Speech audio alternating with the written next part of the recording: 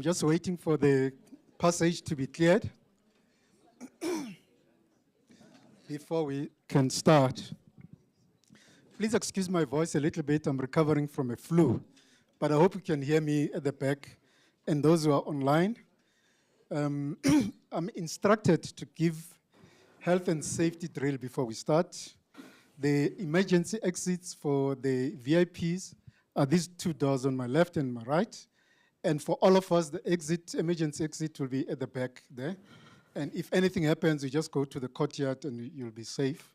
The bathrooms, in case someone enjoys the conversation so much that they need to go to the bathroom is right through the back doors and down the corridor towards the library. And that's where we have the the restrooms. My name is Themba Maseko. I'm the acting head of the Wits School of Governance, President. As I see, I've not seen you for a while, but it's a pleasure to welcome you to my school this time around. My heart is beating a little bit fast, but don't worry. The only time you should worry if my heart stops beating. Then you should worry. Ladies and gentlemen, distinguished guests, our academics, our staff, our students, members of the university community, members of the media, the many citizens who are joining us online, it is my pleasure and honor to welcome you this afternoon. A special word of welcome to you, Mr. President. We thank you for taking the time to actually join us this afternoon. What we're trying to do with this elections program is to start or have conversations between political leaders and our citizens, so that as people start queuing in for the elections on the 29th, they'll have a better sense of what their political leaders are thinking about. We started off the series with the chairperson of the IEC, giving some background and giving information to our academics about how ready are they to host the elections.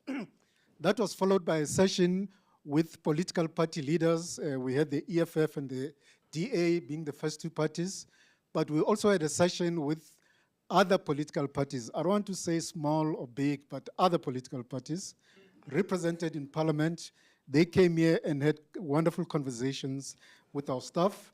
That was then followed by a session with political party leaders, president of those parties that are not yet in Parliament, the new parties, but we also included an independent candidate to be part of that. We then also had a session on women and general elections, or what are the implications of these elections for women in the country and in the continent. And that was followed by a panel discussion which involved experts and election managers from the SADC continent or region to talk about these elections that are taking place in the SADC region. Why that is important, let me explain. Our elections are taking place in what is proving to be an important, unprecedented year in terms of general elections. More than 50 countries are holding general elections during the course of this year. This includes countries such as India, United States. In the SADC region, we've got Namibia and many, many other countries. And we thought it would be important for us as a country, as we're thinking about these elections, we can begin to understand and contextualize our elections with what's happening in other parts of the world. Because as these elections are taking place around the world, they are giving citizens the opportunity to choose leaders who are going to lead the world, not just their countries, but lead the world at a time when the world is facing significant challenges. These include regional wars, conflicts, but also the rising levels of inequality, poverty, and unemployment. So we think that as South Africans are standing up to queue for those elections, they need to understand that, in fact, it's a whole movement taking place around the world to select new leaders.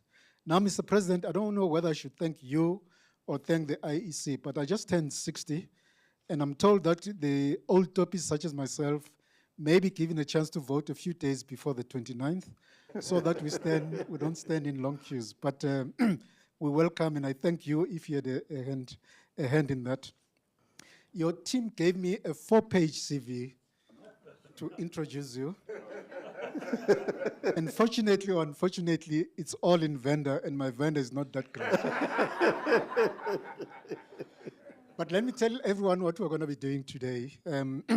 We are going to have a conversation. I know some of you may have expected the president to stand up and deliver a speech, but this is not what today is about. Today, it's a conversation between yourselves and those online with the president. And this conversation is going to be facilitated by none other than Professor Olukoshi. Abdebayo Olukoshi is one of our distinguished professors in the school. So he'll be facilitating and moderating the conversation. Mr. President, he'll lead with a few questions, and after you comment and give your thoughts, he'll then open the floor for everyone to actually, not everyone, some of you to ask a few questions, and then he'll conclude with a session on the final questions that he may want to pose to you. And at the end of this session, we'll then invite Professor Maurice Khadebe, who's the head of school of the Wits Business School, our sister school next door, who'll give us the closing remarks. So with these few words and my collapsing voice, I'd like to first invite Professor Olukoshi to come to the stage, who's going to be our moderator today. Let's give him an applause, ladies and gentlemen.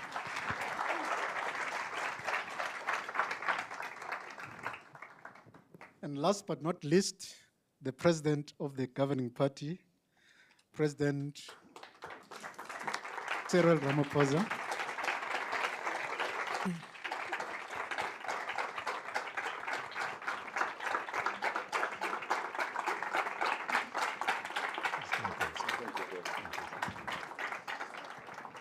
I'm obliged to tell you that President Ramaphosa is here in one capacity, and that is capacity as president of the governing party, the African National Congress. As I said, this is a series of political party leaders speaking to us in the room and those of us who are joining online. Thank you very much, ladies and gentlemen. Let the fun begin. Over to you, Prof. Thank you very much indeed, Professor Masego, and let me also join in welcoming you, Mr. President. Sometimes it's not very difficult to separate the two presidencies you occupy, and coming from a bit of a diplomatic background, I had to restrain myself from stopping from saying Your Excellency, Mr. President, Head of State. But as Temba has explained, you have kindly accepted to join us today in your capacity as President of the ANC. Mm-hmm. And on the occasion of the 30th anniversary of freedom, a few days away, we'll be celebrating this. Perhaps a natural starting point might be to ask you to reflect on these 30 years, particularly as somebody who was a key architect in the process of constructing what we now refer to as the post-apartheid South Africa. Your role as a trade unionist, which I think for many of us brought you into our living rooms as a big organizer, but subsequently also as a negotiator, not in the boardrooms, but with the CODESA process that finally gave birth to the Constitution and the transition to 1994. How far have we come in 30 years? Well, thank you very much, Professor. Thank you very much for welcoming me, Professor Maseko, and indeed all of you who are here present. It's an absolute joy to be in your presence and to be willing to share some few thoughts and ideas with you all. The past 30 years have been an incredible journey that South Africa has gone through, a transformative journey, a journey of enormous change. And in fact, some people would characterize it as a period where a country which went through one of the most horrible periods of racism and oppression and exploitation, and they have characterized it as almost a miracle that people for the longest time never thought would happen.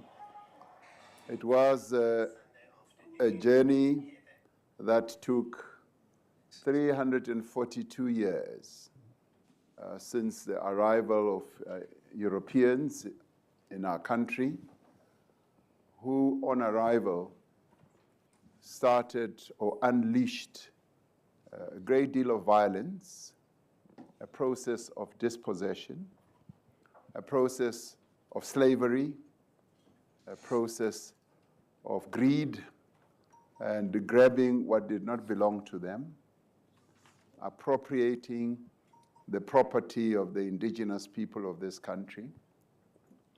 And following their arrival, the various peoples of our country resisted. And that resistance took a journey, a process of 342 years.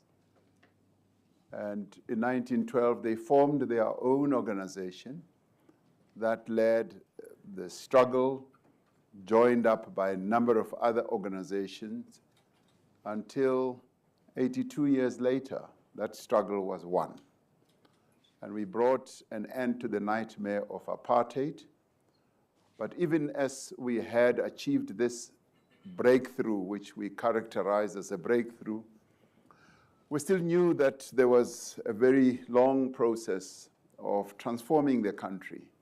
And in a way, it was so clearly depicted by Nelson Mandela in his book towards the end when he said, I have been on a long journey, on a long walk, and I've climbed a number of hills, and I'm now at the top of one hill, and I can look at the vista and see the beauty of this country, but I should not tarry for too long because there are many more hills to be climbed. And if you picture that process of climbing a hill, reaching the top, and you still need to go down into the depth of struggle, of work and all that, and you summit another hill. And that is the process that we've been through, transforming the country, going through ups and downs, and removing the terrible effects of apartheid, and many of which still remain. But in the course of the 30 years, I do believe that South Africa has changed, and in many ways has changed irrevocably. In a way, we will never go back to an oppressive system like apartheid, which was based on racialism. And we've now arrived at a milieu where we can say, yes, South Africa has achieved democracy, but we still need to give full effect to that democracy. Yes, we have embraced non-sexism, where we want to empower the women of our country who were oppressed because they were women, they were from the working class mainly, and because they were women. And we need to be a non-racist country, and we're not yet that non-racist country that we envisaged. So there's still a process, and we want to be a prosperous country. We want the economy to work for all. We want full equality. But we have started the journey. It's transformative. And transformation is a process. It's not a one-day event. It's a process, and we will keep on transforming this country until we are a truly democratic, non-racial, non-sexist, and prosperous country. That is the journey that we've been on. Thank you very much, President. Talking of that journey, the roadmap which your party presented to this country was the RDP. Yes. And it was a very well-known document, which seemed to be comprehensive in its formulation and also pitched in the right level in terms of the ambitions of the long journey of transformation that you saw ahead. How faithful has the ANC been to the RDP? What did you get right, if you were to look back? And what did you not get so right? What obstacles did you confront? The RDP, put simply, was a reconstruction and development program. And it was actually even sort of more actualized in something that is more physical, that people can see, which is your RDP houses. Absolutely. But RDP was much more than houses. It was reconstruction from the destruction that was done or wrought on this country by apartheid. So we were constructing and reconstructing a country from the ruins of the apartheid nightmare. And to the extent that we implemented that program, I believe that we've done fairly well in that we've addressed many of the basic needs of our people. We still need to do much more. And if you begin to choose about those key markers that would lead to improving the lives of our people, you look at where they live. We had a horribly disfigured spatial development in our country where the more wealthy people lived on one side and the poor people lived far away from economic enabling activities or facilities. I would say we have not done as well as we should have. Because in most parts of the world, poor people live near economic facilities and cities. They live inside the cities. We've not done as well as we should have. What we have done well to a large extent is to house our people. Because housing is an article, if one can call it that, a facility that gives people dignity. Yeah. We have succeeded in building 4.7 million houses. There are many more million South Africans who need houses, and we are determined to address that. We've spread electricity. When the ANC got into power, less than 50% of the people of our country had electricity. We've ramped it up to 93 or 94%. And we've been able to ensure that there's water available to many of our people, much as a water scarce country.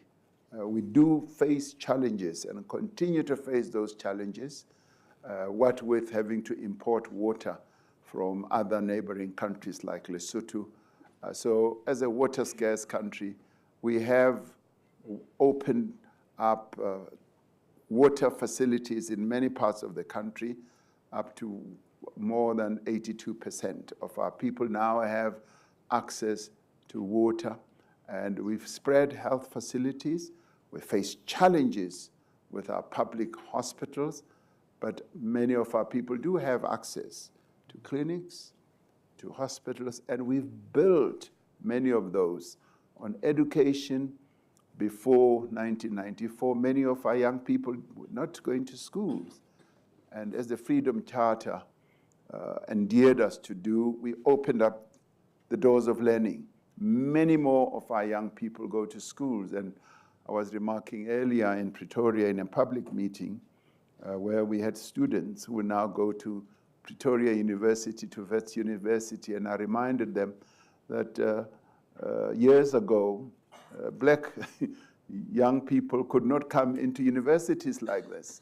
Nelson Mandela had to get a special ministerial permit to come and learn here. Now, that door of learning at Wits, at UJ, at Pretoria, Cape Town, Stellenbosch, and all that, have now been opened. And they've largely been opened as part of this transformative process.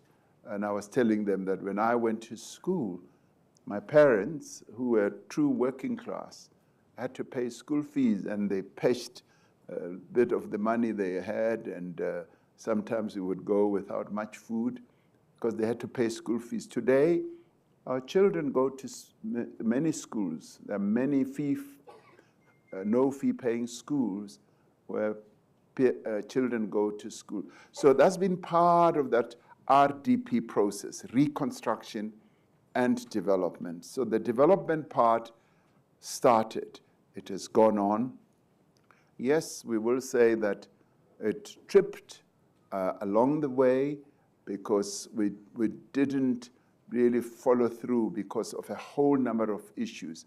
but we are on course to reboot, to reform everything that we started off with. And so reconstruction and development goes on in our country today.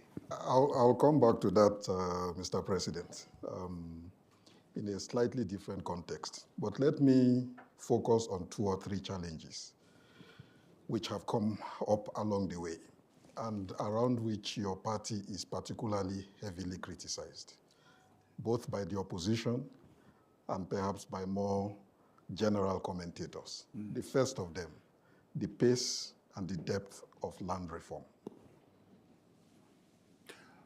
Land reform has been a particular challenge, and you will find that many countries that either won their independence or freedom in recent years have had to deal with the challenge of land reform. And one of the things that we did initially was to craft a constitution. And Section 25 of our constitution deals with the issue of land.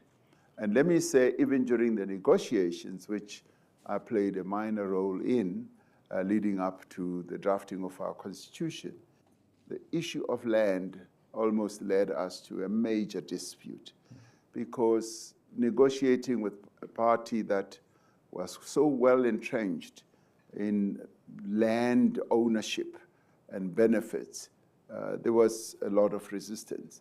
But we managed to finalize a clause 25 of our constitution, which is an enabling clause about giving the people of our country tenure, about enabling them to have tenure. And along the way, the governing party set its sight on and objectives on restoring 30% of the land of South Africa back into the people of South Africa, or the black people. So far, those who have been doing measurements testify that we've done 25%. And we've done 25% through a variety of interventions. Some have been through land restoration, where we've restored the land rights through claims that have been made. And we've done that through land reform programs. And we've also done that through, yes, the purchasing of land and handing it over to our people. And in other areas, there have been weaknesses. But those who do the measurements say we are 5% short of our objective.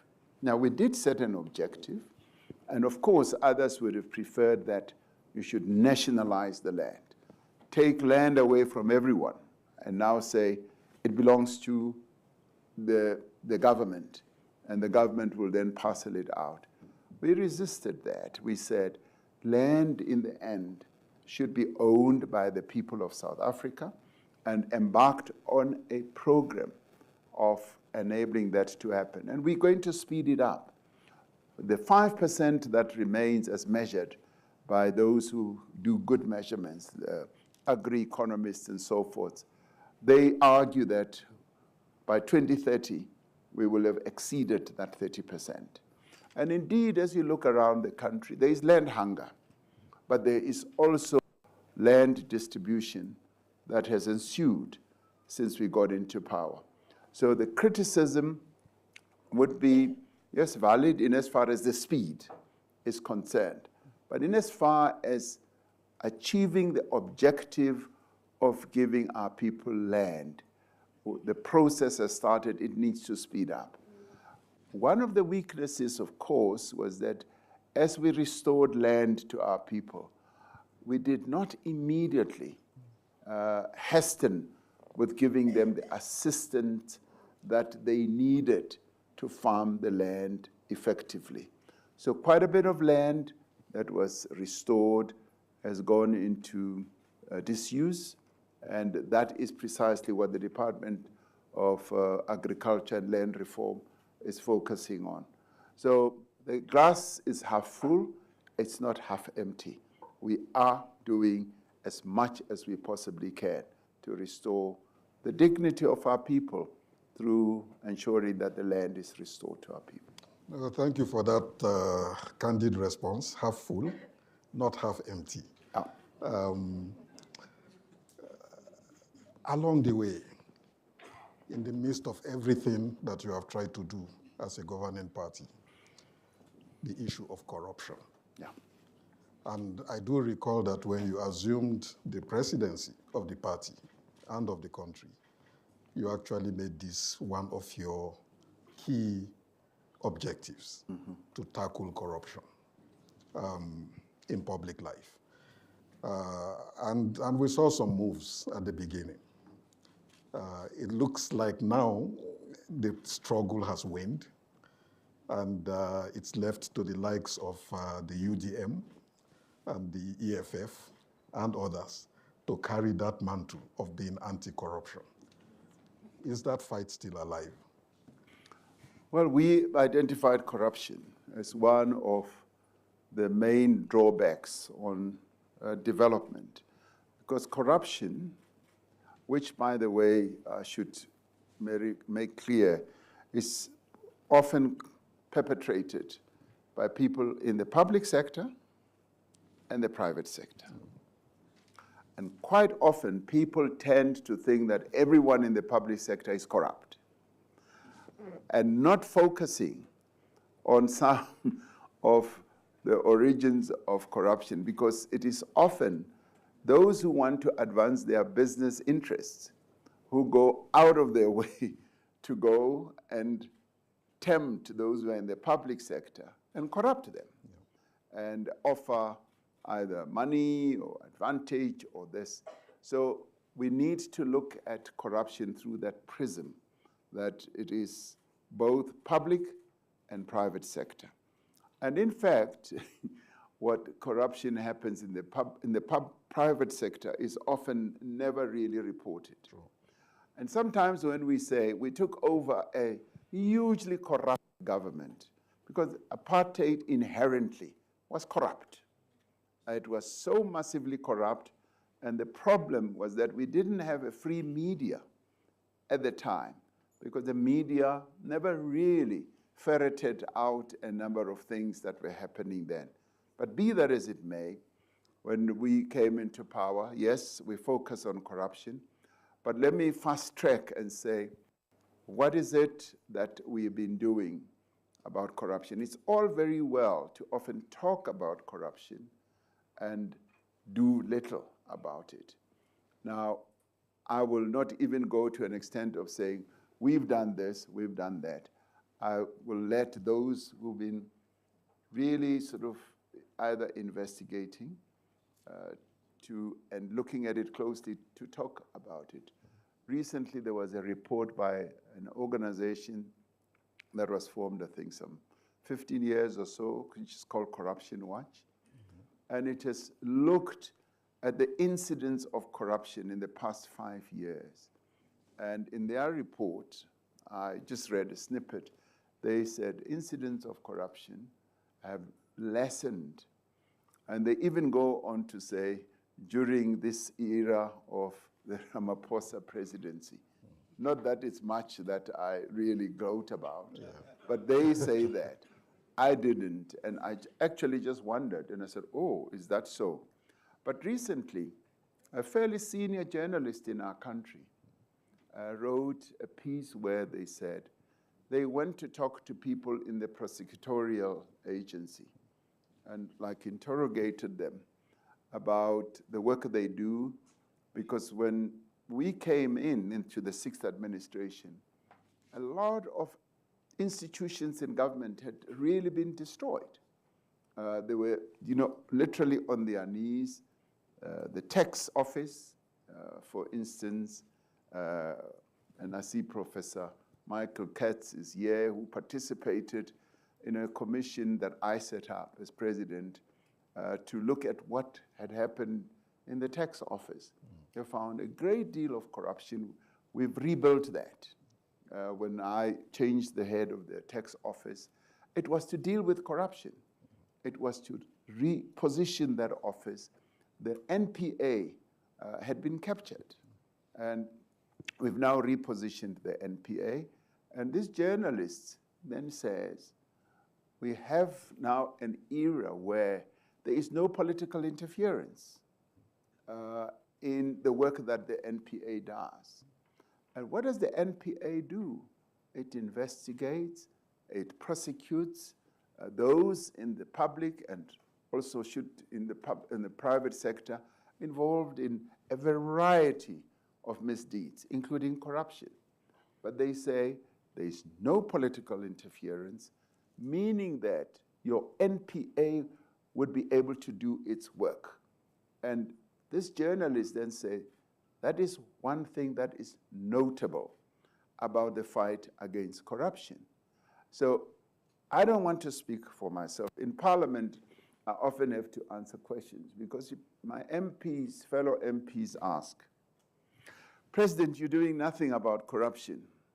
I say, my dearest members of Parliament, I can never be a judge, I can never be a prosecutor, I can never be a policeman. However, what I can do, which I often say I am doing, is to enable the National Prosecuting Agency, to enable the police, to enable everyone who has to do work against corrupt deeds, to do their work, to give them the wherewithal, to empower them, to make sure that they have all the facilities and they have the independence to do their work. And that is one thing that I have sworn I would do. And that is exactly what I'm doing. And so they always want the big scalps. They always say, no, we want to see big names, big name. And it was another really high-ranking analyst in our country who said, you know, countries such as the United States went through a spate where they had a lot of corruption and really terrible misdeeds. And one of the things he says they did was to reform their institutions, to empower their institutions so that they can do their work. And I promise you that's precisely what has been my focus. Because I cannot be a judge, I cannot be a prosecutor, and I cannot be a policeman. But what is within my power is to enable those institutions to do their work and to fight corruption. Have we been moving the needle? I do believe we've been moving the needle. Our country is tackling corruption, and we can already see some moves in that regard. You wanted to see big names, the big names are beginning to appear, where yes, those institutions are doing their work. And they do their work, my dear professor, without any interference. That's very encouraging. Corruption does fight back, though. Corruption fights back. Well, you're absolutely right, and we have seen it. One of our leading members of the governing party said, you know, when you fight a terrible, evil system, it'll fight back. It'll bite back. And that's precisely what we are involved in. Those who are steeped in corrupt activities will not take the blow lying down. They will fight back. And we find that to be the case both in the private sector as well as in the public sector. But what we are determined to do is to rid our country of corruption, because corruption is actually militates against the interests of poor people, because it robs them of their own developmental processes, of services, and it weakens all that. And it actually robs them of the benefits that they would derive from the utilization of public funds. So that is what we are focused on. Okay, the third issue I wanted to raise arising from the experience of transformation is unemployment. Yes. Particularly the issue of youth unemployment. Yes. And with the corollary of poverty and inequality that is associated with it. And somehow we are not in a very proud position with regard to those three indicators of unemployment, of poverty, of inequality. And it makes it a bit difficult for some people to accept that they have to wait a bit longer for transformation to get to them.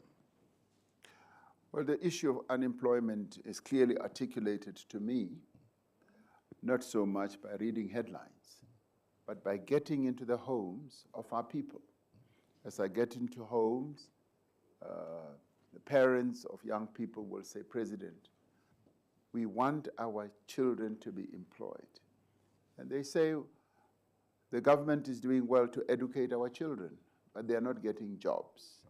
And that is, to me, a very clear message, because we've got many young people in our country, clearly more than 60% or so, who are not working, who, to a large extent, we've educated, but who are not getting employment. And the problem of unemployment in our country derives from a number of factors that we need to understand. Firstly, it has to do with the structure of our economy. Structure of our economy, which even the IMF and the World Bank have commented on. That structure of the South African economy has been set up in a way where growth is going to be very, very difficult to engender. We did grow for the first time in almost 2005, 2006, leading up to that period where we grew up to 5%. Indeed. And that was the first and only time in the history of this country where growth reached such levels. And it reached those levels because of a number of factors, including the commodity prices, because we are a mineral extraction economy. That's how we were set up. And besides that, we are a highly monopolized economy, where a few companies control everything from, the manufacture to the distribution to everything else. And that has restricted the economy of our country. It's an economy that does not function on all cylinders. It's almost like a car which has 6 cylinders, but only functioning on 3. Now, that is the broader superstructure of our economy. And within that, we've had to try and find growth nodes, growth processes. And the 2008 financial crisis at a global level had more of an overarching, debilitating effect on the South African economy than many people imagine. Because after that, the growth levels just started coming down because of the effect of that period. But even then, we've had to find ways to grow and find a number of ways to grow. But at the same time, we then had a problem, a very nice problem, of more and more young people were getting educated, entering the job market. So whilst we were creating jobs, we were not creating jobs to meet the demand of jobs by young people. So it was paltry growth throughout, and the jobs were not growing in line with that process. The most we've ever done in a year in terms of job creation was about 800,000 or so. The economists would know better. But post-COVID, by the way, got us to lose 2 million jobs in just an 18-month period. We've regained those jobs. And we've demonstrated that the South African economy can create jobs. And these are not just job opportunities, but jobs that were lost, and we regained some of them. What have we had to do to ensure that we generate job growth? We've had to look at opening up our economy so that it can serve all. The Black Economic Empowerment process has actually contributed quite a lot, because what we are seeking to do is to open up the economy to have more actors who will now and in the future be more job creators. We've also had to deal with the impediments of growth, where we've had either regulatory processes that have impeded job growth. We've also had to deal with the challenges that our network industries have faced. And that spawned the process that we've embarked upon to have structural reforms. Just to give you a good example, for instance, when it comes to the spectrum, just the digital connectivity. For the longest period, we were trapped in a very low connectivity milieu or system. And we've opened that up, and it's going to create more and more jobs. And that in itself speaks a lot. On the energy side, we've opened up our energy generation. That in itself is going to create more jobs.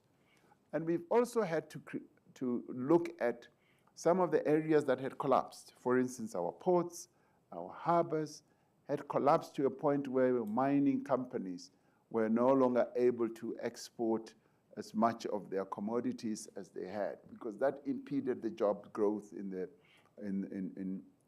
mining sector. And we've now embarked on a reindustrialization process, because many industries in our country had shut down, and we've now focused on an industrial policy that is going to lead to the reindustrialization. And how have we done that?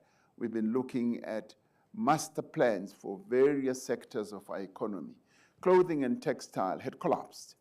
And through the master plans, we have revived that. The sugar industry was on the verge of collapsing, and we've had to come up with a master plan to focus on that. And so through the various interventions, through master plans, through focusing on certain sectors, energy and all that, we're now beginning to address those areas where the private sector can create jobs.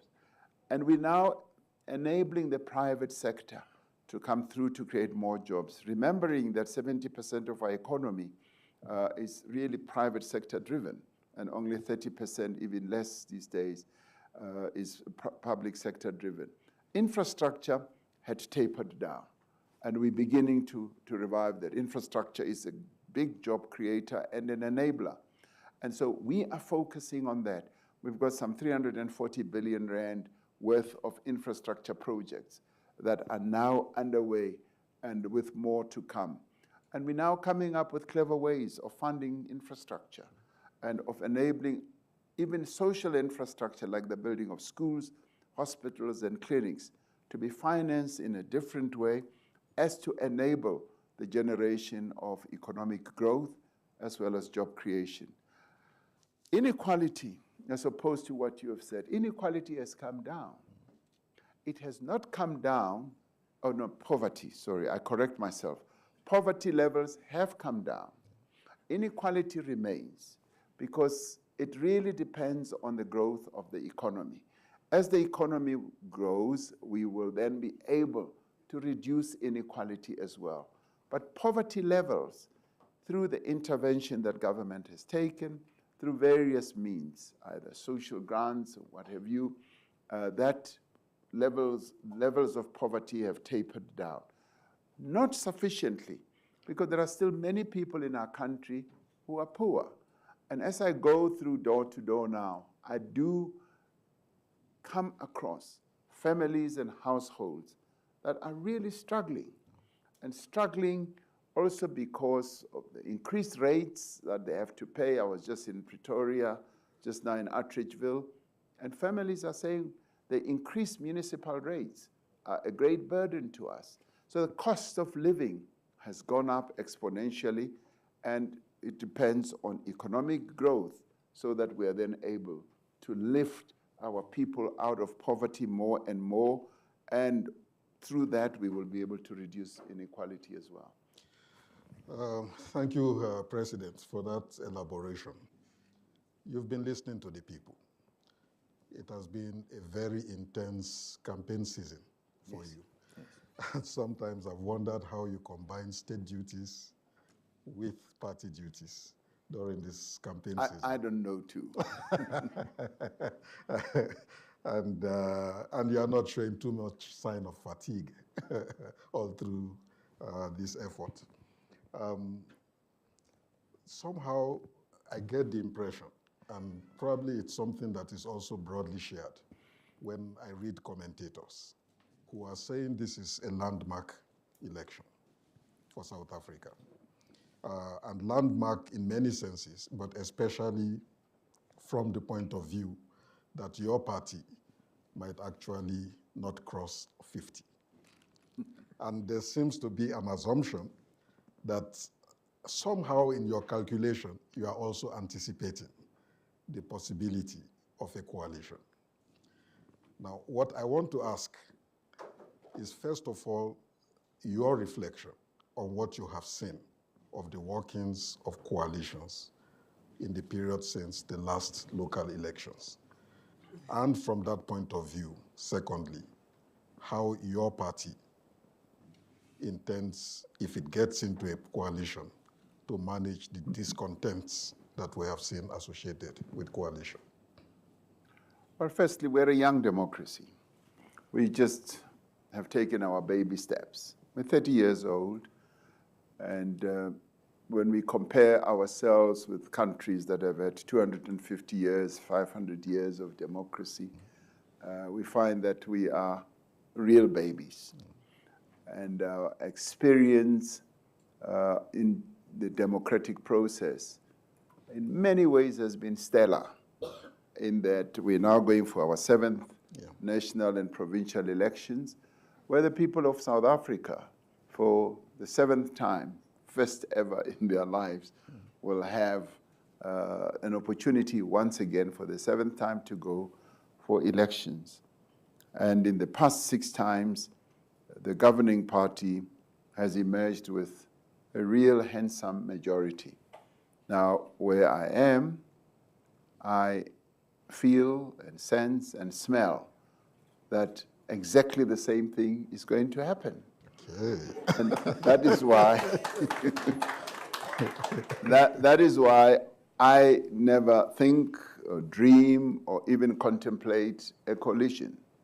I really don't. It's not even in my framework of thinking. It's just completely obliterated.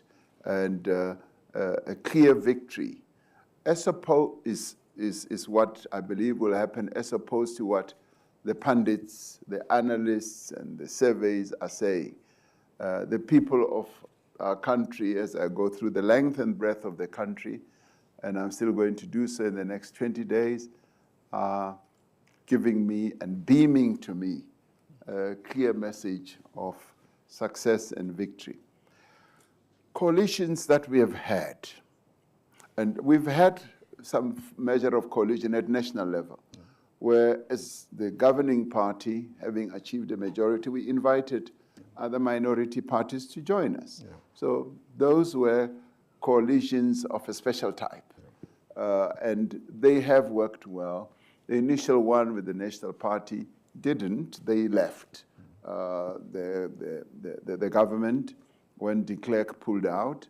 But the other parties that we had invited remained. And even now in the 6th administration, we had the involvement of a different other party in government. So in that way, we've had an experience and a foretaste of coalitions. Yeah. But where coalitions have been crafted, where there is no clear majority party, they've been difficult. They've almost been completely unworkable. And they've given us the specter of not even wanting to have a coalition government. And this has also been experienced by our people. I come now from Tshwane.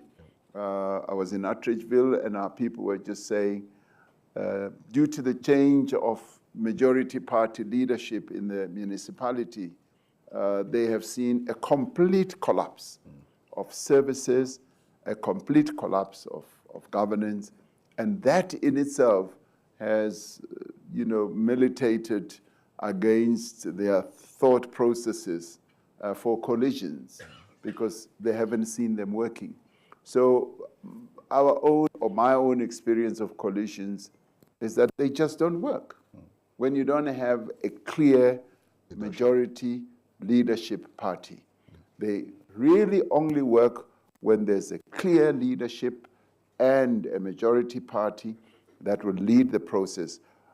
We envisaged, right after gaining our freedom, that in the process of building a nation, we should involve other parties. That's why our electoral system is constructed in the way that it is, proportional representation, but also at the cabinet level, the great Nelson Mandela led us in that way to enable more participation in governance. And we have found it to be most useful process that has worked. And even in the future, we may well want to say opt for that, because it does not prevent us from implementing our overall objective as the governing party. Okay, thank you, President. I'm sure your militants will be happy at this optimism. I'm very optimistic. Yes. Especially as you've been all over the country meeting people. I'll open up to the audience shortly. But let me, before doing that, ask one more question around the campaigning. Assuming that on the 29th of May, you came in as the top party with a clear majority and the mandate. Here's a narrative which I'm hearing, and I'm going to paraphrase Tokyo, the former premier of Gauteng. He was on campaign yesterday, and it looks like your party is pulling out all of the veterans. One could almost begin to feel that the ANC is like a wounded lion now, ready to fight back with all of what it has to ensure that it gets that 50+1, if not more. But Tokyo was saying to his audience, with a backdrop of some liberation songs, that we agree we have made some mistakes, but give us another chance. Can this be trusted? Can this be trusted? No, we are not a wounded lion. Far from it. We are not. What we have, I mean, it's the most unbelievable endowment. As the African National Congress, we have the unbelievable and single endowment that no other party has. We've got a galaxy of former leaders, a galaxy and a battery of former leaders who are willing, prepared to give time to campaigning for the victory of their party. No other party has that. We really we have a monopoly of those former leaders.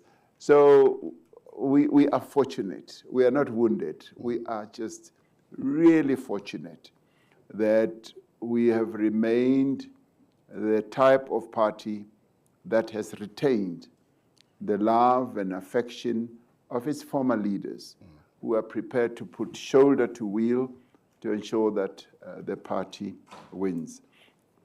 Tokyo Sehwale is right, and he's not the only one who has said that. We are the ones, and I am one of those, even as president of the ANC, who has admitted that we have made mistakes. There have been weaknesses, and we've also made some errors, either of judgment, of execution, and all that. So we are a party that has dared to bare its breast and say, look at us, to our members as well as to the public. And we're a party that has dared to wash its dirty linen and hang it out in public, because we are that type of organization. Much as our detractors would find fault with that, but we have done that. And we've done that transparently so that we can demonstrate to our people that we are willing, ready, and prepared to correct ourselves. And the renewal process in the ANC is born out of admitting our errors. And it bears testimony to the fact that we want to self-correct. And we want to be corrected by our members, by our supporters, and by the public. and they have gone out to say that. And by our former leaders. Our former leaders have been very outspoken in their articulation of what they believe we've done wrong and we should do better. And we are a learning party. We learn from our mistakes. And can we be trusted? Yes, for 30 years. For 30 years, we've led the transformation process. And let me quickly add, we are not the only ones as an entity. We've worked together with our people. And that is why our overall slogan continues to be, together we can do it. Together we can do more. And that is underpinned by our original ethos, an ethos that says it is the people of South Africa who in the end must determine their own future. They must work together. And if you look at what we have done in the past, the people of South Africa, yes, led and enabled by the ANC, rid themselves of the evil system of apartheid. But we will never stand up and say, we did it alone. We will say, it is the people of South Africa. And over the 30 years, we've worked with our people. Stumbled, stood up, ran, walked, slow pace and fast pace. We've done all that with the people of South Africa. Thank you, President. I would like to open up for a few questions before we go into the second part. And I will urge you, please, to be as concise as possible. To be as concise as possible. So let me take two from this side. I'll start with the lady in front in the red blazer. Now, how are you going to do the questions? A few at a time or one at a time? Because if you take a few, yes, I need something to write.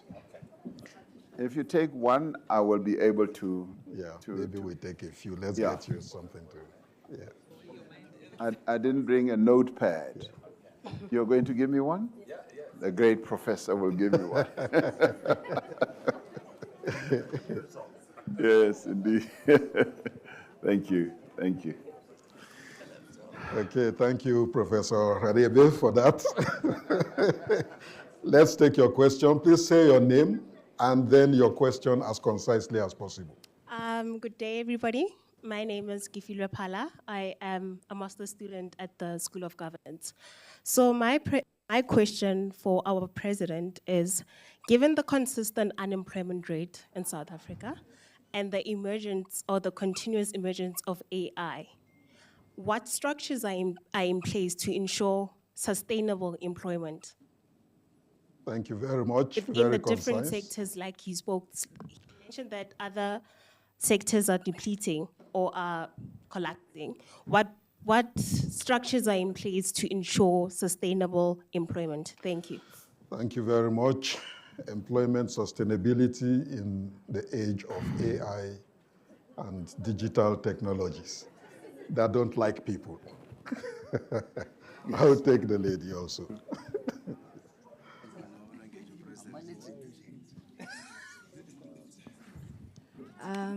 Thank you so much. My name is Dimakatso Sowana. I'm a master candidate in the School of Governance and Management. I'm an advocate by profession. I just wanted to say thank you so much, Mr. President, for inspiring us. And number two, for actually not backing down when this young generation who are militant have come against you and critiqued your sixth administration. So you spoke of the inequality that has actually not went down, it's actually grown in our country. We're experiencing it as young people, we're experiencing it in our different fields. And in as much as it is a crime that is perpetuated by apartheid, I feel like it's a crime that is now being perpetuated more about this generation, and not necessarily the young generation, but the old generation. What is your take on how you're gonna end inequality in our country, given that the young people are rallying behind the ANC, and yes, we are. We still have hope and belief that you can transform this sector. And how, in your capacity as the leader of the ANC, going to transform that for us? Thank you. Thank you very much for your concision. No, I did say that I will start from this side, so be patient.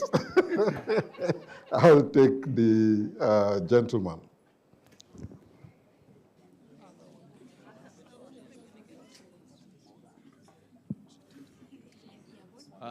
Good day, good afternoon, dear Mr. President. My name's Robert. I work for Bakubung Platinum in Liddich in Rustenburg. Today I have 3 questions for you, but first I'd like to... One. Okay, I'll squeeze in 1.5. So first thing, I just want to say that I'm very supportive and proud of the South African government stance on the Israel and then Palestine war situation. We'll come back to that.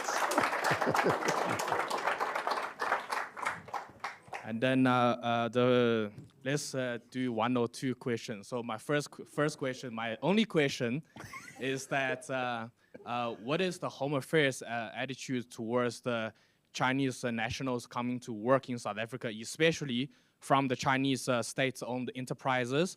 Those are legit working visas that needs to be granted. The company I work for, my CEO struggles to get the visa, and then lots of the big Chinese companies also struggles. And then I'll just squeeze one more in there. What can the 2 nations learn from each other culturally, and then the way we do things, and how we can benefit from each other? Yeah, thank you. Okay, thank you very much. Actually, I wanted the foreign policy discussion to come in the next round. So if the president would warehouse that on foreign policy issues, I would like to come back for a dedicated conversation on that, which gives the possibility to take one more person, the lady in the zebra blazer.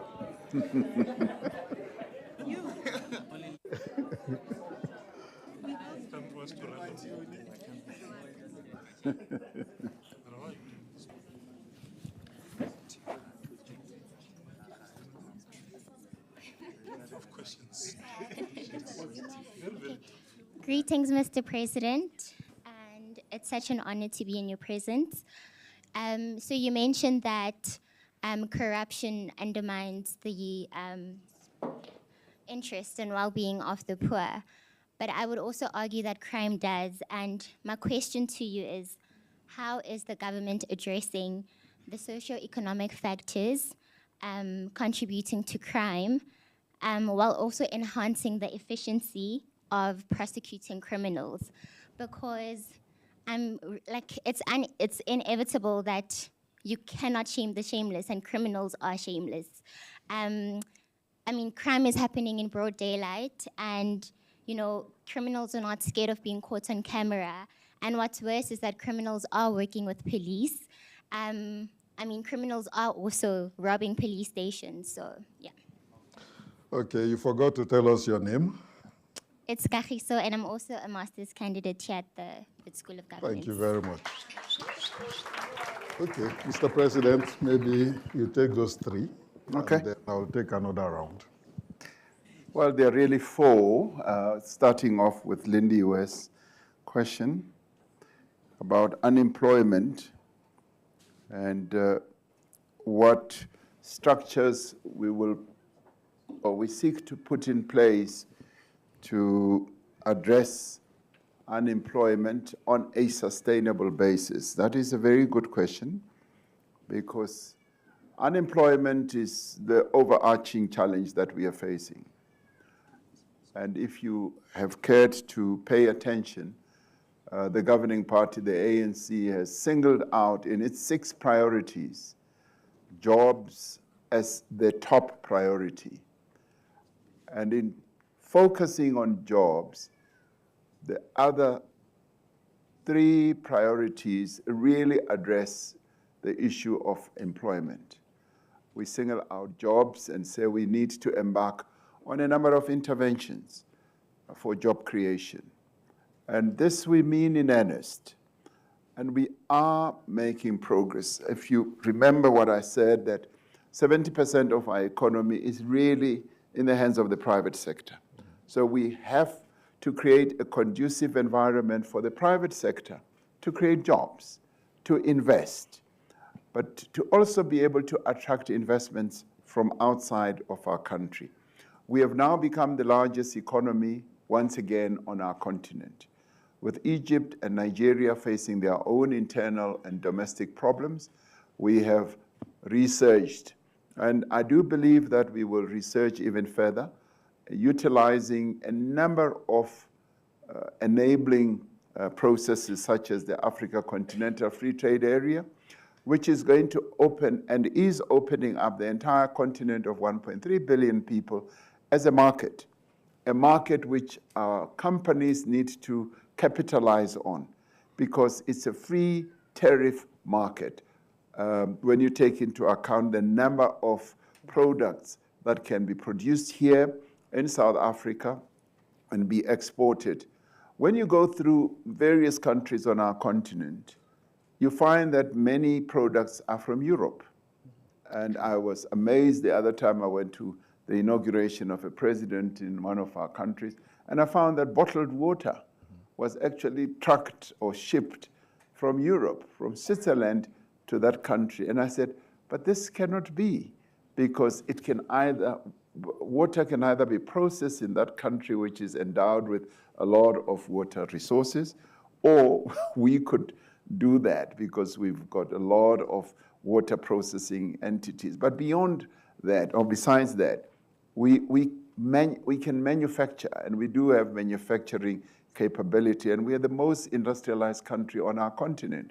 So it has opened up the entire continent, and the trade agreement that we have on the continent now gives, evidence to that. And as a region as well as SADC, we're able to trade within SADC and many other areas. So that in itself will lead to a structure that leads to sustainability in creating jobs, because South African companies can now manufacture goods knowing that they have a market. Because when you manufacture goods, you need to have knowledge of a marketplace that you're going to sell your goods. So that creates the market. And yes, maybe I combine what Dimakatso also raised with the first question from Lindiwe, that utilizing new processes of either creating or making goods, and also new industries that are beckoning, like for instance, green hydrogen sector of the economy. I was in the Northern Cape just yesterday and was marveling at the way in which the Northern Cape is beginning to attract investments through the creation of this new green hydrogen economy, right? In a sparsely populated province like the Northern Cape, where we are now going to create a special economic zone and create a port in Bochubai, which is very close to Namibia, and where the world is beginning to say, South Africa, you are on the verge of being one of the great producers of green hydrogen, and we want to be able to be part of that, and they're pouring in investments. They're also pouring in investments with renewable energy in that sector, not only in that area, not only in the Northern Cape, but in Mpumalanga, in the Eastern Cape and the Western Cape. So we've got new industries that are going to come up. And as we create more and more of a conducive environment, we are finding that there's greater interest.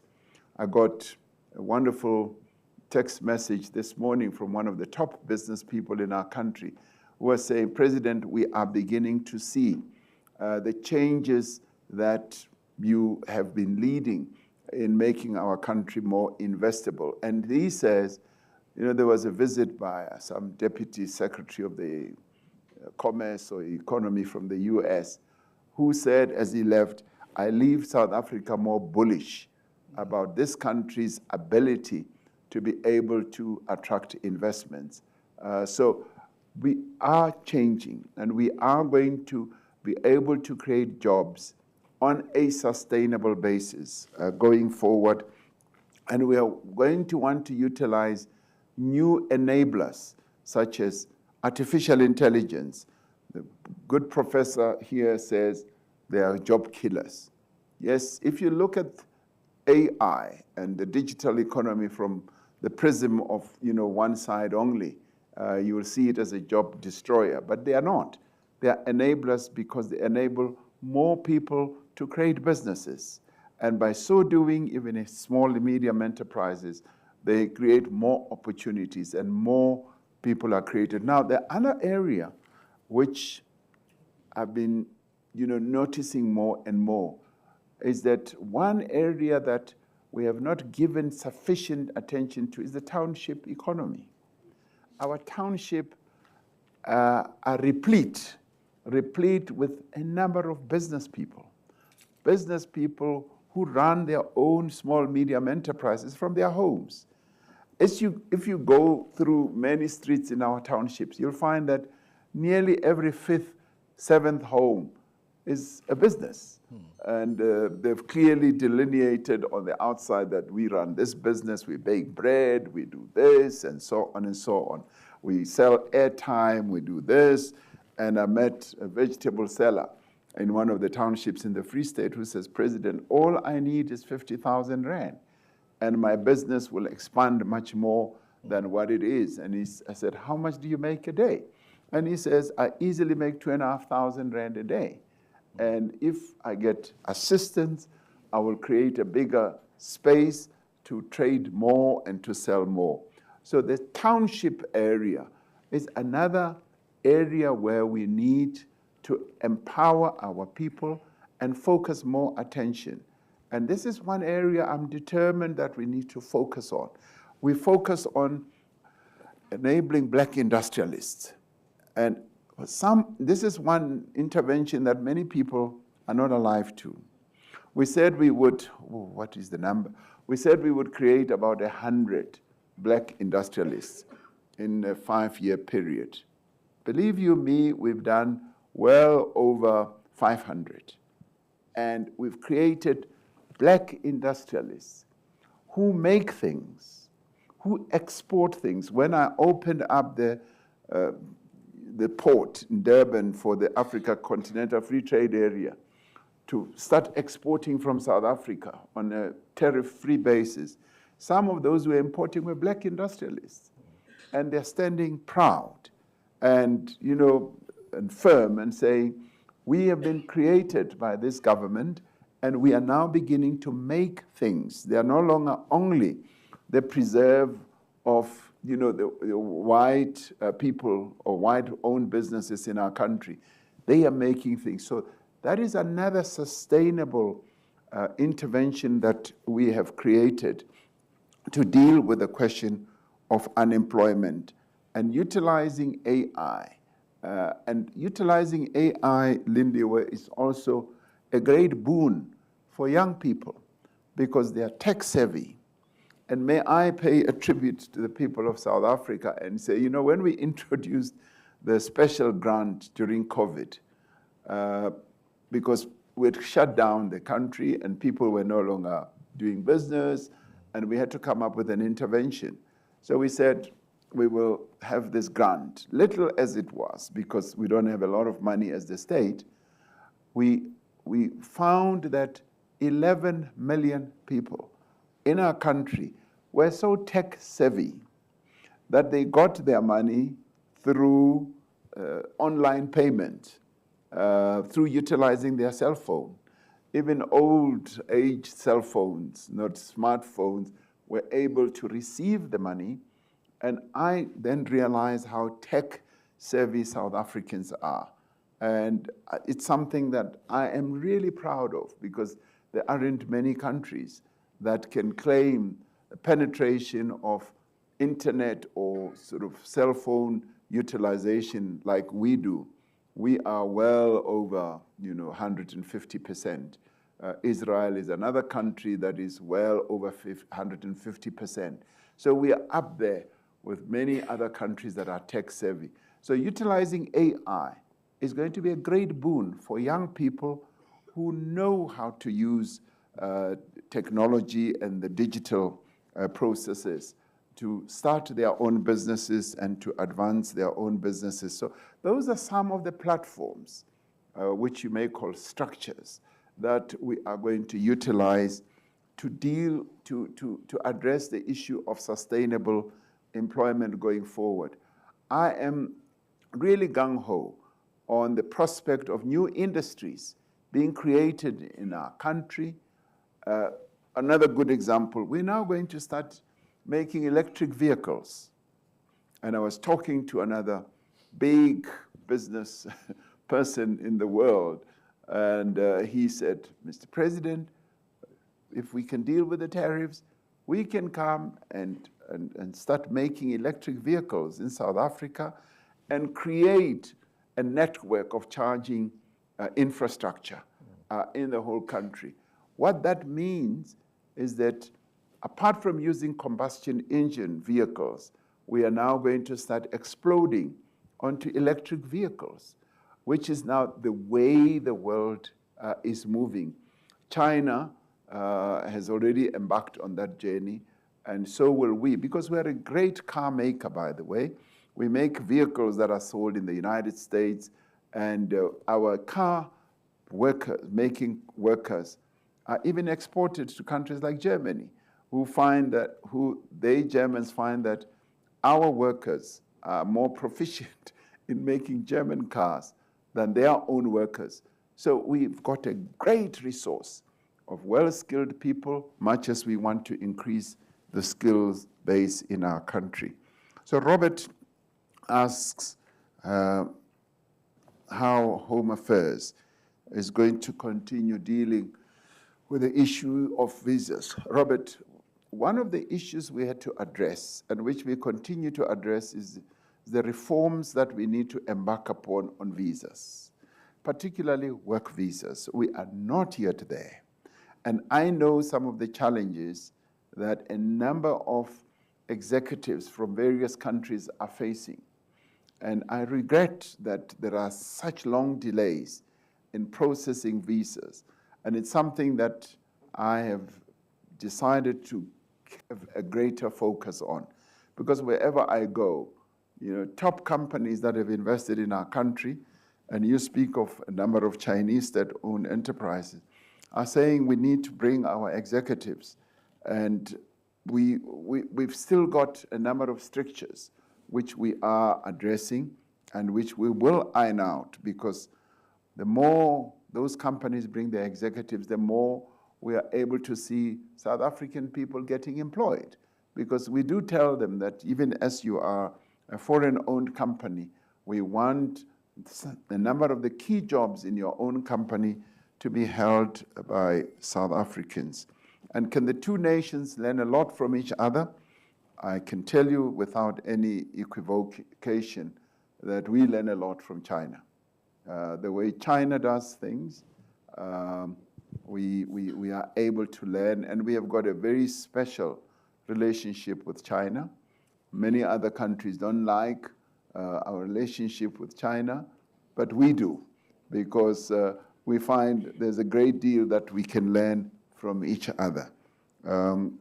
Kagiso wants to know what the socio-economic factors we can utilize or improve to deal with the issue of crime. Yes, criminality in our country is quite perverse, I must say. And the inequality and poverty and unemployment are a great contributor to criminality. I mean, when we have to face things, that's what it is.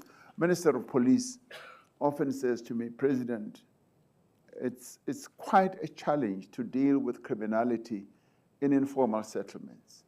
And he says, our people, because of lack of housing, have created informal settlements.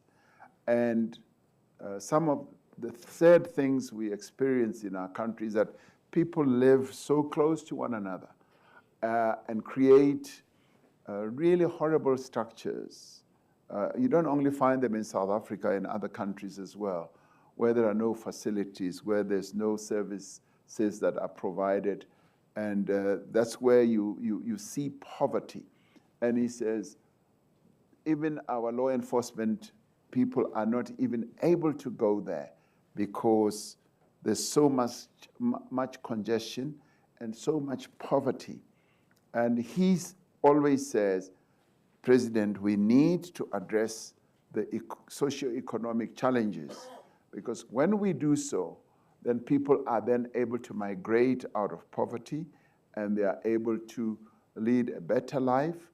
We restore dignity to them and they resort less and less to criminality, because some of them are driven to criminality and to drugs and to gang violence because of their socio-economic situation.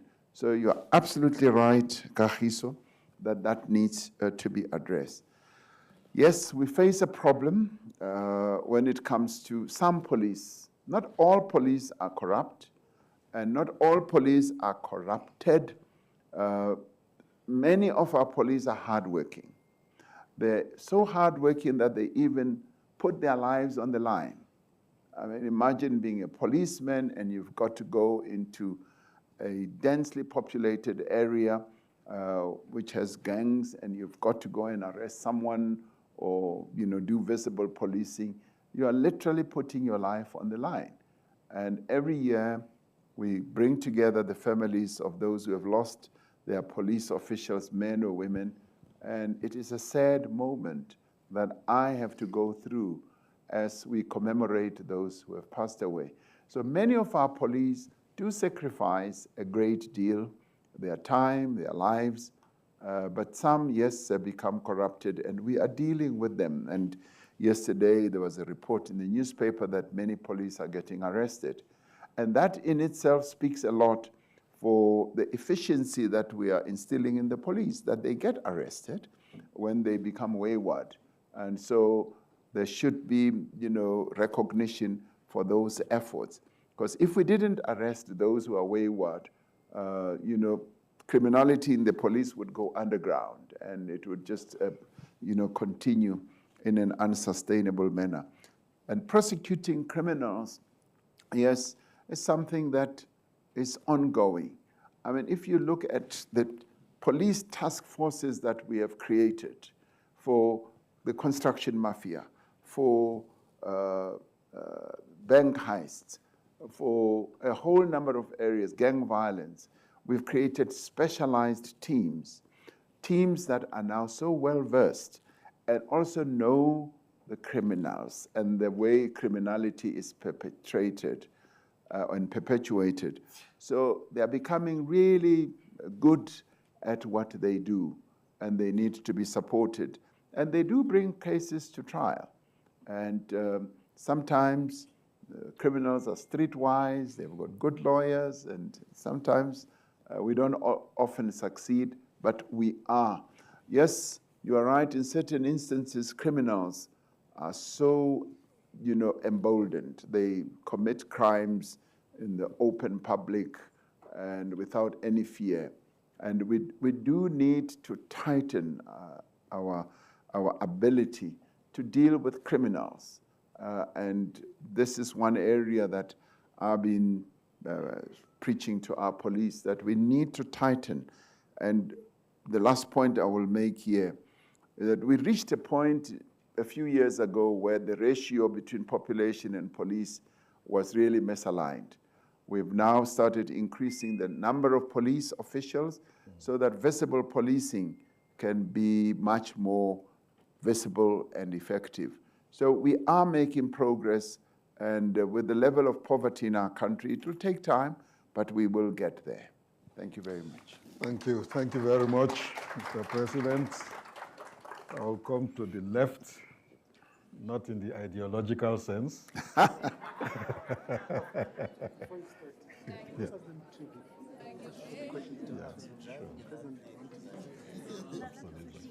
Yeah. Okay, to the left, and I would still insist that please be very concise. One question. The gentleman, you've been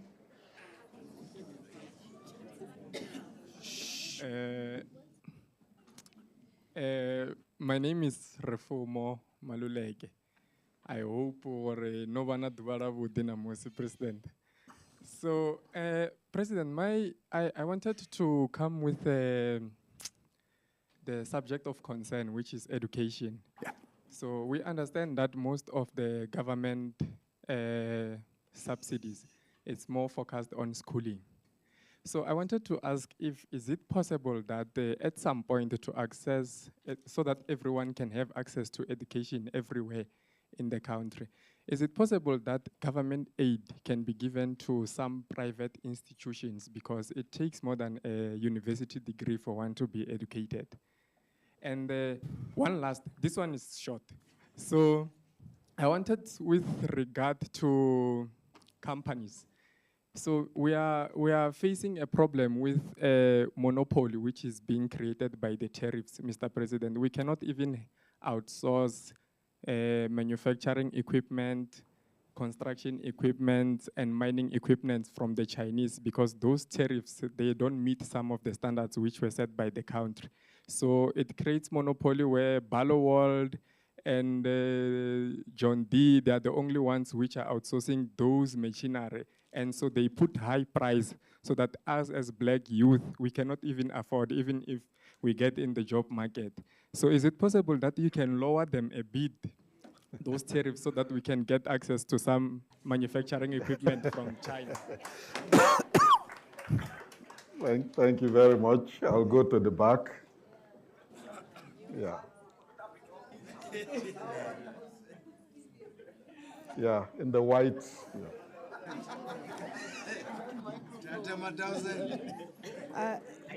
Thank you. Thank you very much, Mr. President. My name is Pinky Numa. I didn't hear that. Pinky Numa. Oh, okay. Up until yesterday, I was a student studying a postgrad in public management, UPVETS. Mine is also on crime, President, and particularly in Gauteng, as we know that Gauteng is targeted by opposition parties, and one of their campaigning strategies is raising, the ANC's said, inability to deal with crime effectively in the provinces. Also, you've alluded. We have seen a number of strategies that have been deployed, in particular by the Gauteng provincial government. When we speak about, drones, as part of crime fighting, we've seen more than 7,000 crime prevention wardens and now Gauteng traffic wardens being deployed in townships, informal settlements, and hostels. We've seen a partnership with Vumatel, in terms of your CCTV cameras. Now, does the president, and also, on gender-based violence in implementation of the president's NSP, the GBV brigades, does the president think those initiatives are enough to save the provincial government and get the ANC a majority, as the ANC is currently leading with an additional person as it is, of the 50+1? Does the president think that's enough to save the ANC from coalitions, but also from a lesser majority? Thank you. Thank you very much. The gentleman in the face cap behind.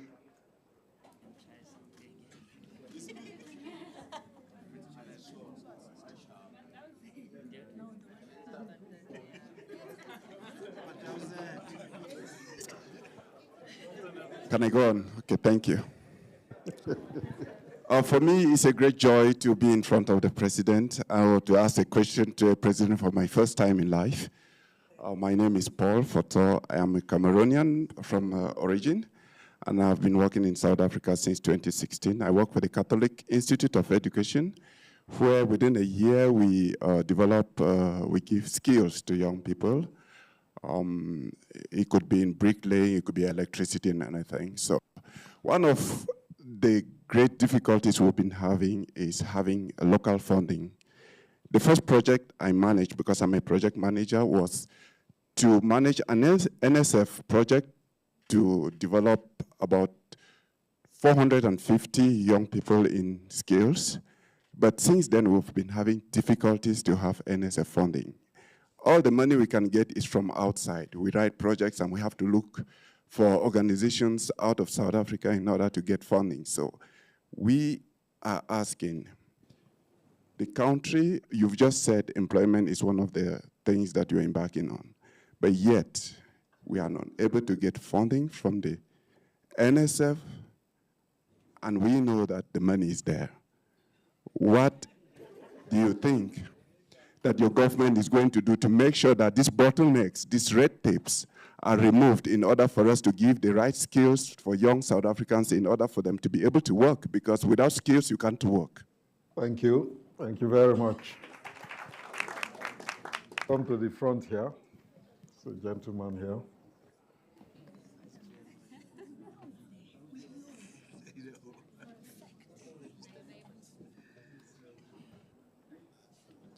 Thank you very much.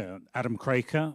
I'm one of those foreign investors, President, that came to South Africa 28 years ago and have now built a business which is the largest South African management and technology consulting company. So we're right at the forefront of the AI revolution. We now employ 1,500 South Africans. And each of those employees supports between 4 and 6 family members. So we've got a great business that is South African homegrown, but you'll have worked out by now, led by a foreign national that has come to South Africa to build that business and to grow a family here. It took me 7 years to get permanent residency here, and a very long process. I'm now 2 years into trying to become a citizen of South Africa, something that I really hope to achieve for myself and my family. But having spent 100,000 Rand on the process so far to get to this point, we've been told after 2 years that we should write that off and start a high court action against the department to force the process to actually be taken seriously. What advice would you give to me at this stage?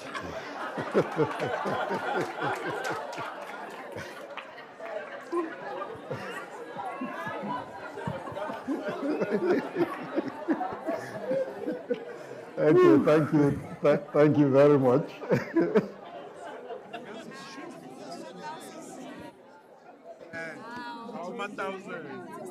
Let me take the gentleman in the yellow.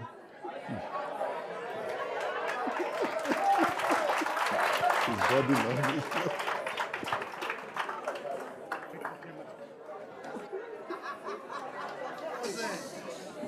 Please, directly to the question. Greetings to you all in the house. My name is Floyd. Yeah, my advice to you, Professor, concerning the problem of the country and the ANC. We got too much unemployment, especially youth.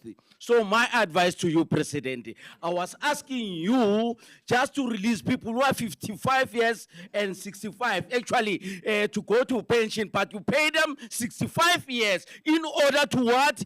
To give young generation a job. Because they are old, they are sleeping in parliament, they are not doing nothing. How can you become a big bum? You are working, you don't do anything, you are a police, you are 55 years, go home and enjoy your money. You can make a business also, you understand? That's my strategic thinking and planning and implementation. Execution is final. The last one, Zondo Commission gave you a book. What did you do with that book? Yeah? Did you arrest them? Did you read that book? Go and read the book and arrest them. Thank you. Thank you.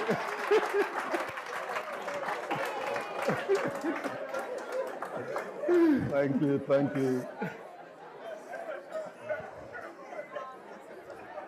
Thank you very much. I can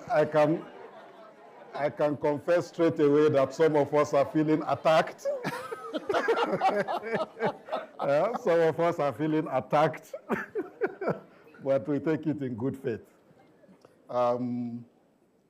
There's a future president of the Republic who is here with us and who really wants to ask the president a question. Yes. So I would like to indulge our young school pupil who is... oh, wow. Yeah, Morongwe Mashego Okay. to ask her question of the president. From St. Stephen's. Your Excellency, Mr. President, my name is Marango Mashego. I am 8 years old and I'm in grade 2. My question is, what is the ANC's vision for an 8-year-old girl in South Africa?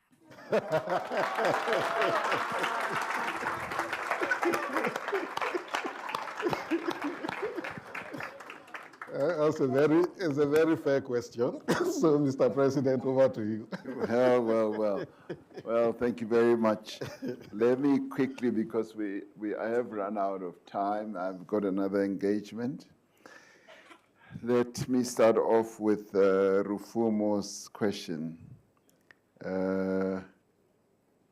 Yes, those companies that are able to sell their wares and their products here and be able to, absorb the tariffs, because the tariffs are there for everyone.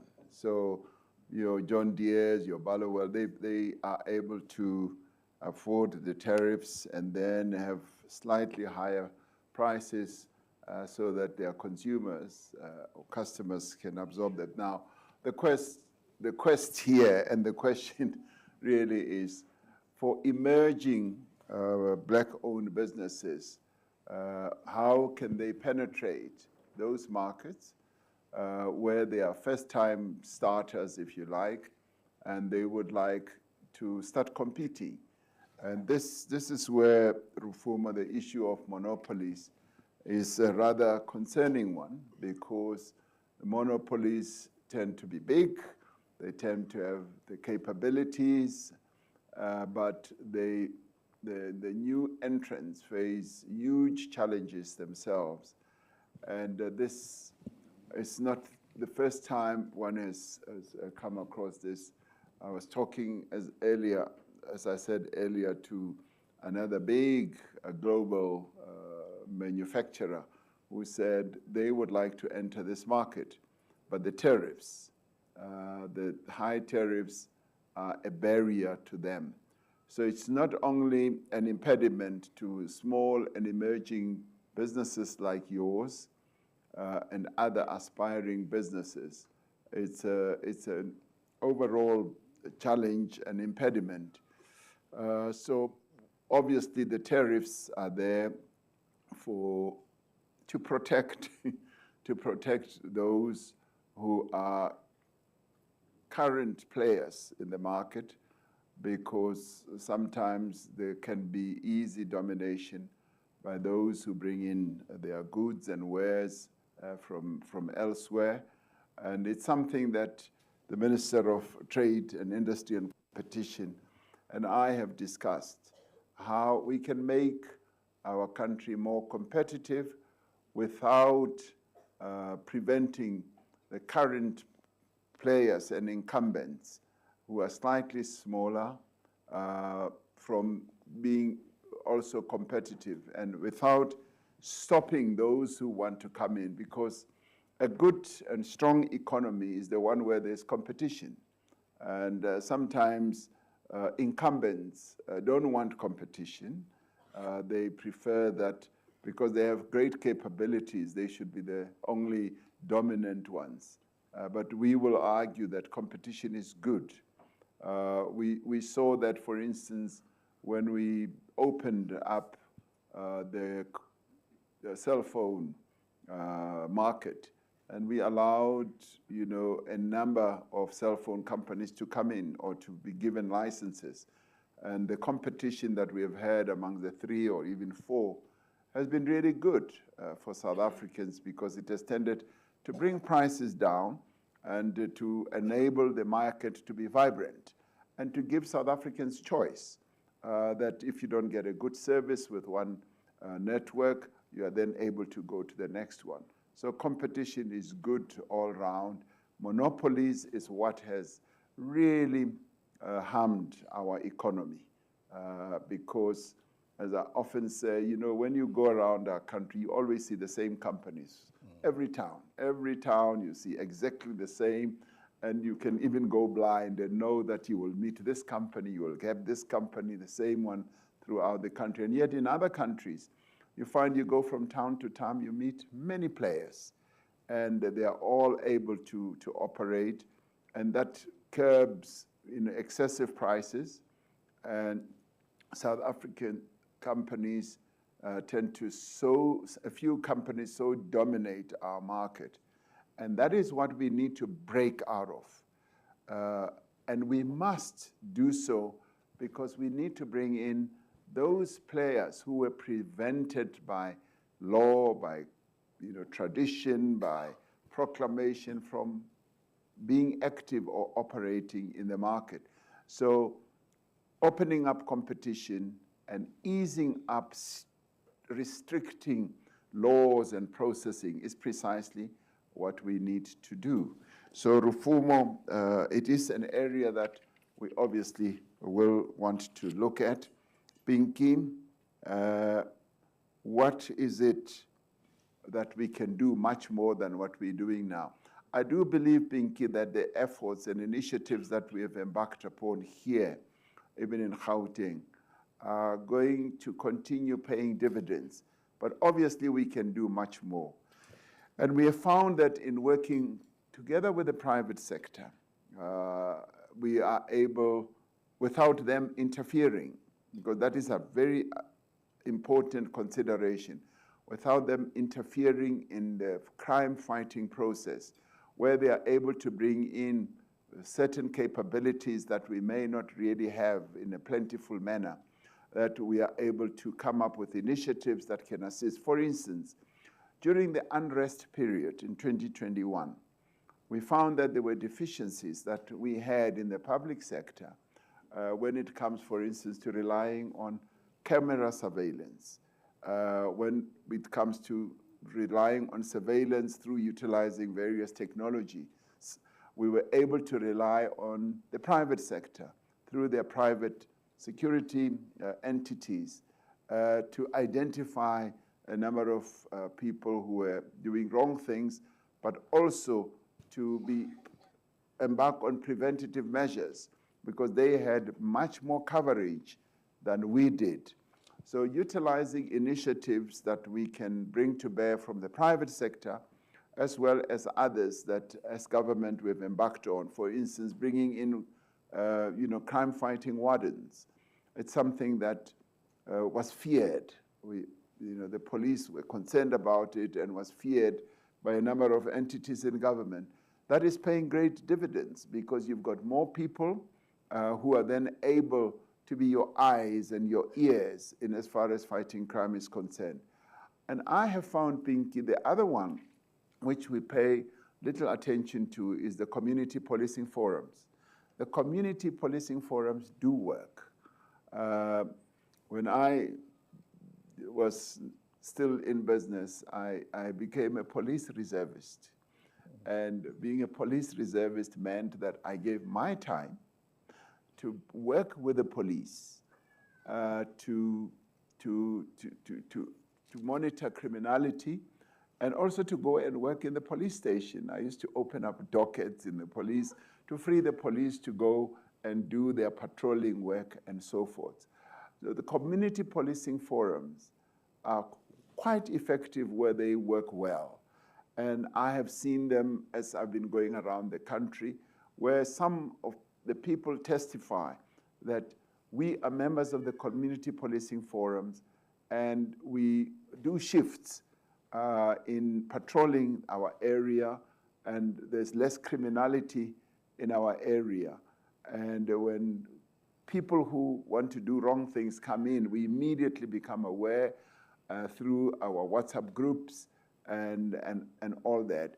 So strengthening our community policing forums is another initiative that I want to encourage all of us as South Africans to really embark on, because we can deal with criminality and with those who want to do wrong things, including people who sell drugs.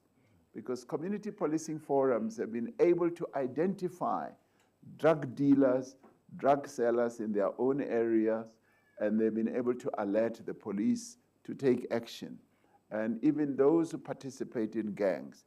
So fighting crime cannot and should not be, particularly in a situation like South Africa, a sole police area of responsibility.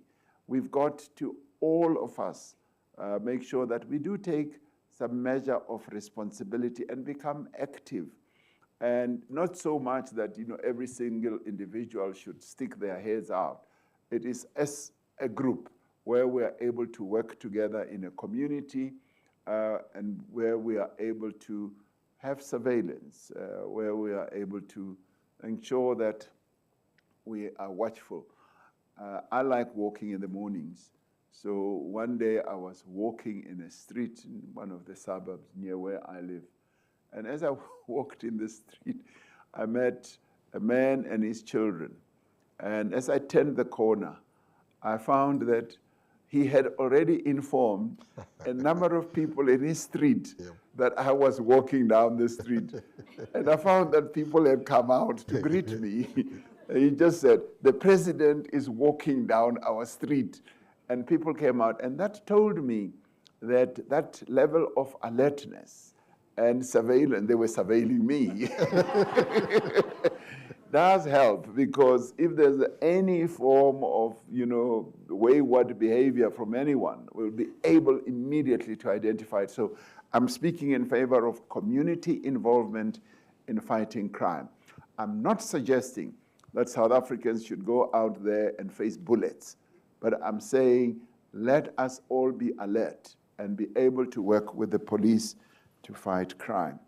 I didn't get your name, sir, but you are wearing a cap, and you said you are Catholic. So I just wrote Mr. Catholic here. So you are raising the issue about local funding for skills, and that there's a lot of red tape.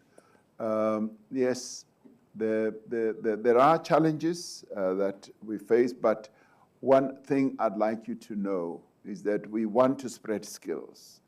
And we want to rely also on NPOs, non-profit organizations, to help them and capacitate them so that they can help us spread skills. The Minister of Labor, they can help us spread skills. The Minister of Labor and Employment has embarked on a 15 billion rand project, which is going to encompass the whole country. And the Premier here has been talking about it, where we want to skill as many of our people as we possibly can. Because we have found that when people have skills, real skills that they can work on, whatever skills, and even artisan skills, it's quite easier to get a job than when you don't really have a real skills. And we are saying, and maybe it's your experience, the economy needs certain skills, and we want people, young and middle-aged, and I'll come to older people right now, with skills are able to present themselves. We've started a very good program as it is now. It's called SA Mobi website for young people. And we say, fly to your CVs on that Mobi site, on that website. And we're finding that a number of employers do visit the website and are able to identify employable young people. Now, who do they want? They want young people, not so much with experience, but with certain skill bases. And so that is the way that we want to go. So we will be encouraging even that fund to not only do it solely, they must also do it in cooperation with NPOs such as yours. And through that process, we will be removing the red tape that you talk about. You are right, there is money, and we need to use the money effectively. But how did you find out where there's money there? Yes, there is the issue, I didn't get your name, sir, but about foreign nationals creating businesses. And I think we need to be alive to the fact that by allowing people from other countries to come into South Africa, sometimes we fear that. We are terrified as South Africans of people from outside. And if you look at the growth that other countries have been able to get to, it is those people who come from other lands, who come from other nations, who come with new skills, new capabilities, and new money to come, and that's where the money is. They bring money, skills, capabilities, and new ways of doing things to create jobs. And I'm glad to hear that you've created up to 1,500 jobs, and you become a very efficient and fairly big company in your area of work. And we should really, and this is something that Home Affairs needs to take on board, we should really be giving a special status to people like yourself who come in to create jobs, who come in with money from outside, and we need to treat you in a very special way. And that is precisely what I will push that we should do. So I'm sorry to hear about your case, and if we can get your details now, we can try and work on it. Because you should not be going through such difficulties after creating so many jobs and after being here for 28 years. We should, in other countries, they actually invite people who they think are top performers. And they say, come to our country. The Americans do that to good effect. And they're doing it right now to some of our citizens. The cleverest South Africans are being headhunted. And we need to be headhunting people like this gentleman here and say, come, create jobs and bring your money. So we will do that. Now, Fred, who seems to be very popular here, he seems to be well known, and he's here wearing a T-shirt with a color that I like. He's coming up with a very good, straightforward proposition. And we've been working on it in government to open up space in public service. We need to create more space for young people. And to do so, it's not to discard older people, like yourself, Prof, and myself, and myself as well. It doesn't mean that. It basically means, we say it's voluntary. It's voluntary early retirement, where you are incentivized where you are not doing it at your own detriment. You are incentivized to take early retirement and go, as you said, Fred, to go and eat your money without any penalties being applied to you. You are able to get your early retirement. And with that, we're finding that with the salary that we pay people who are already sort of advanced in age, we're able to bring maybe 2 or 3 young people in the space of that one person, in teaching, in police, and so forth. The detriment, though, Fred, is the following. We then find that it becomes so good that many people just come forward and say, we want to take it up. And we find it difficult to stop a number of those highly skilled people that we still need. Because if we just open it up to everyone, it means that we are denuding our own capability by just making it open to everyone. So it is a measure or intervention that we've been working on and we've been negotiating with our unions. And I'm sure that with time we will be able to land it in a way that is much more beneficial to both those who may take it up and also to government, but also to the new entrants, so that we are then able to renew the public service and get more and more younger people to get an opportunity rather than leave them out. Mashego, oh yes, my little young girl here. I didn't catch your first name. What's your first name? Morungwa. Oh, Marungwa. Morungwa, I think it is Morungwa, Mashego. Very, very wonderful to have you here. And are you clever? I like that. I always ask young people whether they are clever. And I always say, you must say yes. And I often say, are you clever than your father and mother? You must say yes, I'm clever than them. So Morungwa, you are a very special person in our government system. We are focusing our attention on you because what we have done in the new South Africa, which you were born into, having not experienced what we went through, we are making your education much more effective and better. We want you to perform at your best level, and we want you to dream big. Because we know that you are going to be one of the leaders of this country going forward. So this country that we are building now, we want to hand it over to you.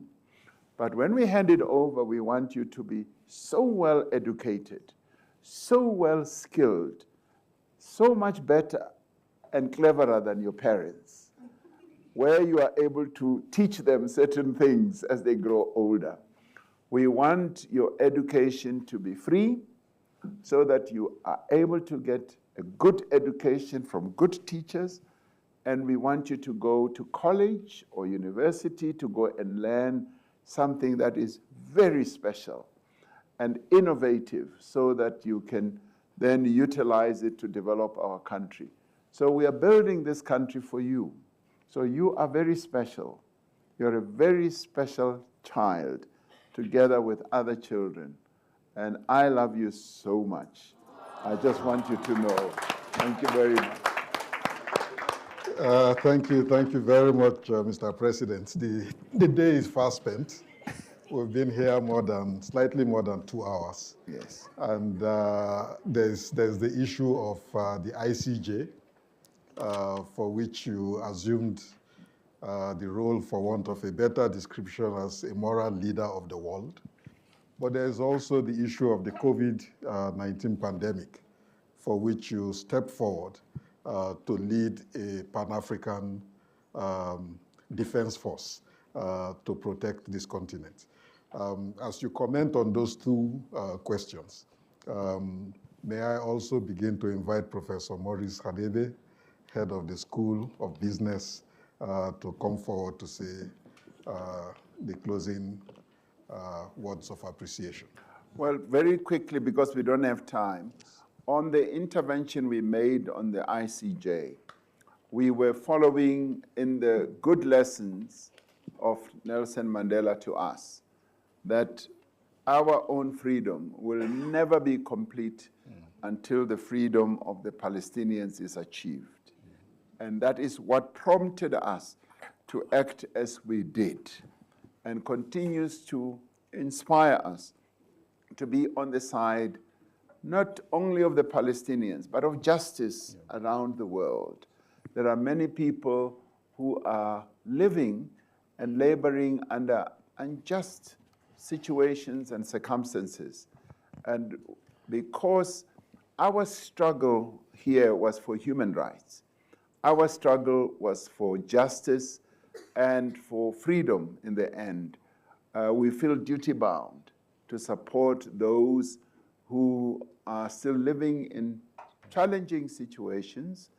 And this is what defines our foreign policy: a better Africa and a better world.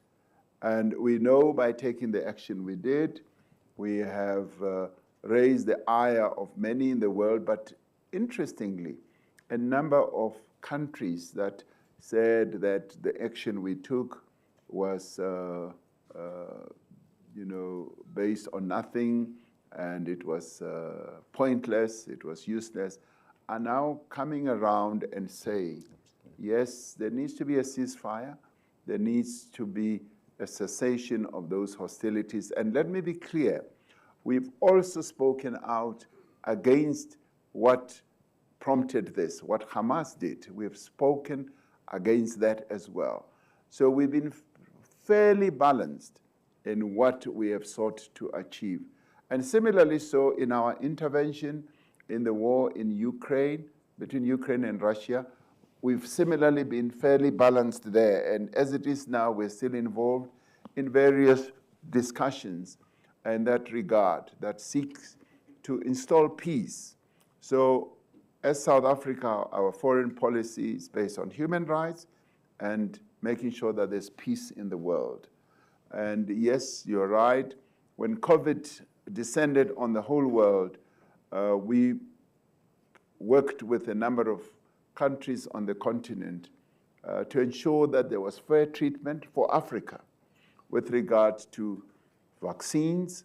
And we led the charge to make sure that vaccines are manufactured on the African continent, and that process is underway, and we achieved a breakthrough of some sorts. But vaccines are now being manufactured here and in 1 or 2 other African countries. So it's been a wonderful journey, and a wonderful journey to promote the interests of humanity. And that is what Nelson Mandela taught us. So thank you very much. Thank you very much. Thank you. Thank you, Mr. President.